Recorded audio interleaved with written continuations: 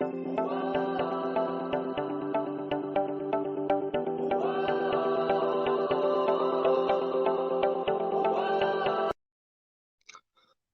morning, everybody. It's your boy D Mac. So let's get these uneducated scholars up in here so we can start to unpack this second part of this story that I said I was going to follow up on concerning Russia and China's currency that they unveiled that is 100% backed by gold. Now, what this led me to was I began to see the alliances that are being made between specific countries. And what really set off a red flag for me was the fact that these countries that are aligning with China and Russia right now correlates with the alliances that were spoken of in Revelations. And if you go to like Revelations 9, Revelation 16, and you'll see where they're talking about the kings of the nations of the east from the far east, and this is representing China. And then you have where they're talking about Gog and Magog, and that's just a representation of Russia. Now, what's so significant about these two countries, because in the end times that is spoken of in Revelations, there's going to be a great battle called the Battle of Armageddon. And these countries are going to be involved because these countries have issues with Jerusalem and God's people. Now, if we look at the history that mankind has recorded, we will see that Russia has always had issues over there with the country that is called Israel. We know that Iran has always had a problem with them, and that whole area has been unstable, especially when it comes to Israel, for the simple fact of the separation between the Muslim and the Israelis. So you take the Jewish people and you take the Muslim people and you follow their battle and how far it goes back. And I will attribute it to Isaac and Ishmael, the two brothers, because those are the two nations that those two factions come from. Judaism coming from the seed of Isaac, and Islam coming from the seed of Ishmael.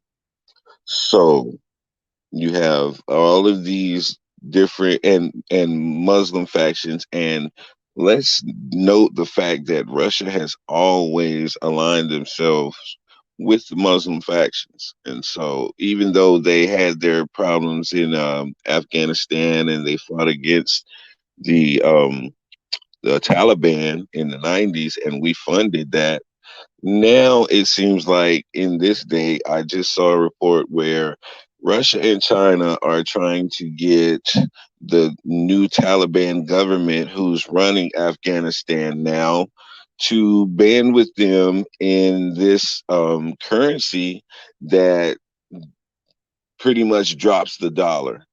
And if they can get that to take place, then that's going to put our economy in danger, because America has always used the value of our dollar as leverage in trade around the world with other countries. And we've kind of used that as a way to bully our way into favorable policies for the United States, and we've always had a stronghold in that area. Well, now fast forward, you have the cryptocurrencies that we are using, and we're getting away from the oil-backed currencies because now they have made up something that will sustain the value of their currency without it being oil. And so us being America and relying so heavily on that as our economic standard, well, now they're pulling the rug from under our feet. And our biggest worry is that if India buys in and begins to accept other currencies other than the US dollar for trade, then we're really going to feel an economic crunch in the United States. And this is what's taking place right now. And that's what all of this ties into, because the they found us in a position of being fragile and being vulnerable right now with the economic hits that we've taken by people not going back to work, the economic hits that we've taken from this whole entire pandemic and just all that's been going on. This is a very vulnerable time for our economy, and the central banks understand that. And so Russia, China, India, you can definitely throw Iran in there, as well as Saudi Arabia, because a lot of the contracts that the United States have had with Saudi Arabia for over the last decade are all of a sudden being terminated, and these contractors are being sent back to the United States to do other contracts elsewhere. So why is this taking place when Saudi Arabia has been an ally to the United States for so long? Well, because they see that this new currency that's going away from oil is it's going to change the landscape of the global money market very soon. And so relying on the United States using oil is no longer beneficial to them, and they can use other they can accept other currencies that do hold more value than the dollar now, and they'll benefit a lot more because the value of that money is higher than that of the United States. The only thing that we've ever had on everybody that kept our money on top was the fact that it was more widely accepted than any other currency. And other countries have had great reserves of our US dollar, and that's what held its value because it was so widely accepted.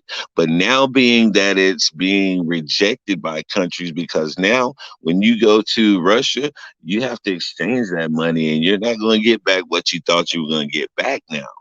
And there was a time not very long ago, not long ago at all, that that was not true.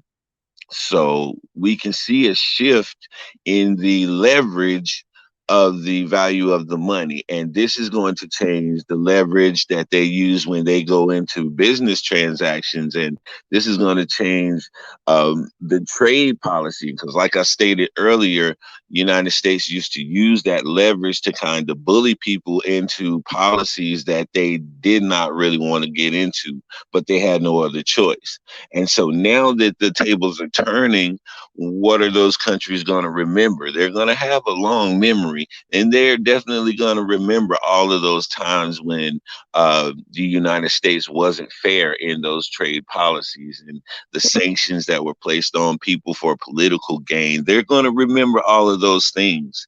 And that's just putting us in a bad spot because of our history of abusing the leverage that we had in that area. So I just wanted to bring this to people's attention, man. Good morning, Truth Lady. Hey, how you doing this morning?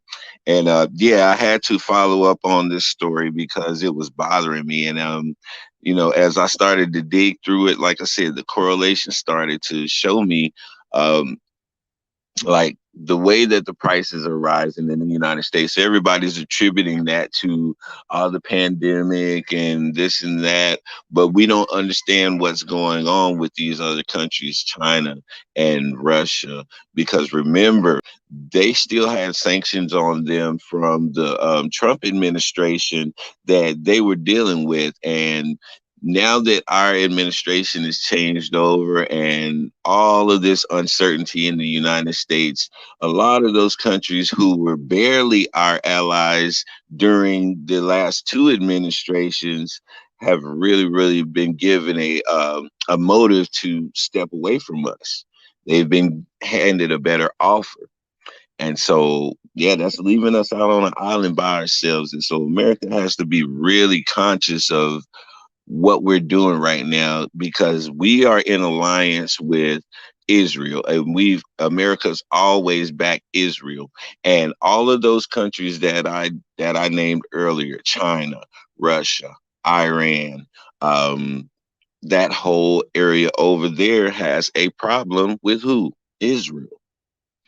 And if they have a problem with Israel, then naturally they have a problem with the United States being Israel's main ally and backer. So there's things ramping up and there's things gearing up. And the only way that they'll be able to successfully destroy Israel, and this is just my interpretation of what their actions is showing. If they can weaken the United States enough by excluding us from this money market plan and getting the value of their money higher than ours, pushing us down on the totem pole, weakening us in that area, then they'll have a better chance of destroying Israel without us being able to bring the full force that America normally would. You understand? So I feel like this is all gearing up towards an attack on Israel and weakening America enough to keep us from bringing substantial help to Israel in that time of attack.